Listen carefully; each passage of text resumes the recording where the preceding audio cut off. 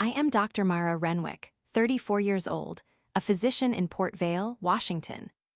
And I am telling this in my own words, because it burned a hole in me to stay silent when the people who are supposed to protect us were the ones who kept pushing us down. I work at Port Vale General Hospital, where the days run by like steady heartbeats, and I have learned to read those beats for truth, and to hold my patients with quiet strength and a steady voice.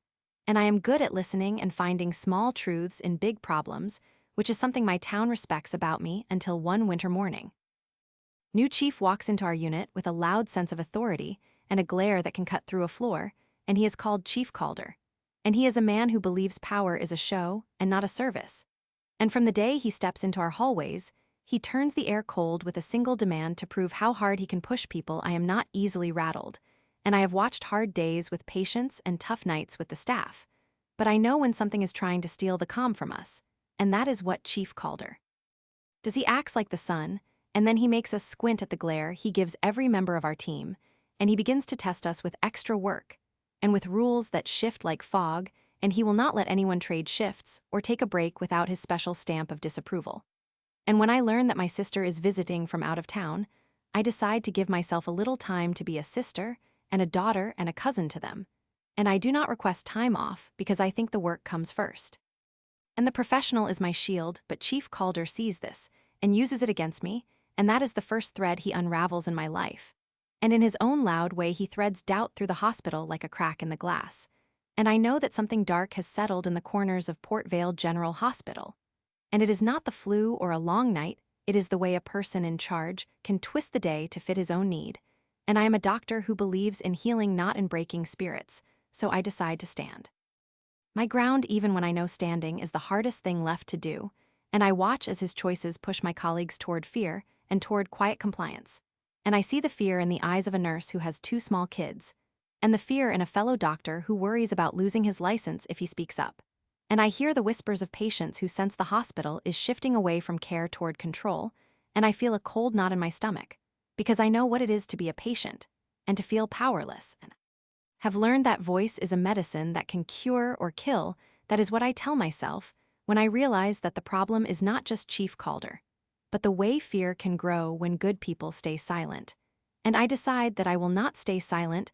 I decide that I will become the voice that refuses to be quiet even if it costs me everything. Act 1 ends with a choice I make one night when the halls are quiet, and the lights are humming, and I walk the empty corridor with my notes clutched to my chest, and I tell myself that a real healer does not bow to fear, but carries the truth like a patient chart that cannot be erased. And I begin to map the problem in my mind. I list the hours that vanish from our schedule without explanation. I write down the dates when random new rules appear, and I put a little star by every time Chief Calder makes it. Staff member disappear from the schedule because he has decided they are not the right fit, and I see a pattern, and I name it, and I tell myself, this is not just bad management, this is harm. And I feel the ache of the harm in my own chest, because I am a healer, and I hate the idea of hurting people even unintentionally.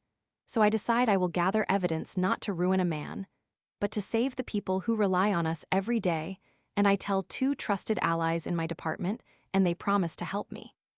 Keep it careful, and I promise to act with care, because I know there is a line between what is right and what is dangerous, and I will not cross that line without good reason. Act 2 begins when I start collecting the pieces of truth that Chief Calder tries to hide. I keep copies of shift logs, emails, and the little notes of overheard conversations that show him moving the deck chairs around on the ship of our unit with no warning and no care for the consequences. And I watch him parade through the corridors with a smile that does not reach his eyes. And I hear the stories of people who say they spoke up and were told to keep quiet, or they would be the next ones who would be assigned the worst hours. And then I see the other side rise up, which is the part of me that believes if you fight for what is right, you can survive. I arrange a small meeting with the other doctors and nurses who have seen the same unfairness, and we plan a collective approach to address the issues with our hospital leadership.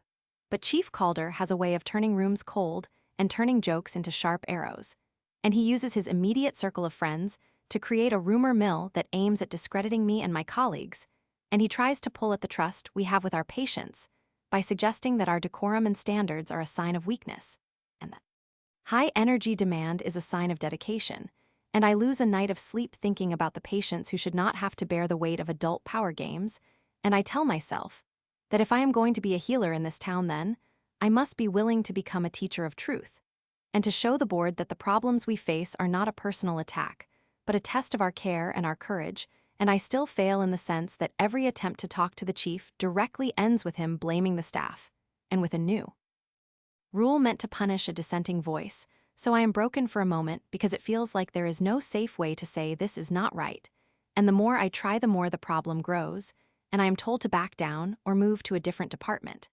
And I think about leaving Port Vale, and I think about the patients I have sworn to protect, and I think about the days when I woke up eager to save lives, and I realize I am standing in a place where the fear is stronger than the medicine and fear is a poison that travels fast through a hospital, and I am at the lowest point of this arc when the idea of quitting screams in my ears, and I feel small and alone, and I almost give up because the chief has built a wall of quiet intimidation around his actions.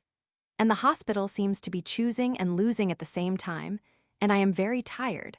But I know I must find a way to turn the tide, even if it means walking into a storm with no guarantee of shelter. Act 3 challenges me to give the final unexpected effort. I am sure I will have to risk everything for a chance to save the unit and my own conscience. I decide to take the path that would shake the hospital from its roots. I go to the public board meeting, where we are supposed to sign off on the new schedules, and I present a quiet dossier of every misstep I have witnessed, and I include the numbers and the dates, and I present the stories of the staff who were made to work through the night on impossible projects, and I tell the board how a culture of fear can produce bad medicine, and I show them a careful thread of documents that demonstrates a pattern, not a one-time mistake. And I do not use loud words or dramatic talk. I narrate the facts in a calm, steady voice. And I let the evidence do the work. I know Chief Calder will try to claim this is personal or a conflict of interest, and he does try to throw me off with a few clever lies, but I stay focused, I stand firm, and I remind the board that our oath is to heal, not to punish, and to care for the vulnerable, and that correct leadership should lift people, not drive them into the ground. I lay out a plan for immediate changes to scheduling, communication, and staff support, and I offer to help implement those changes myself. Because I am not a hero who sits back, I am a doctor who believes in the power of a healthy workplace to save lives. And I reveal the little acts of kindness that our team has shown one another in the face of fear.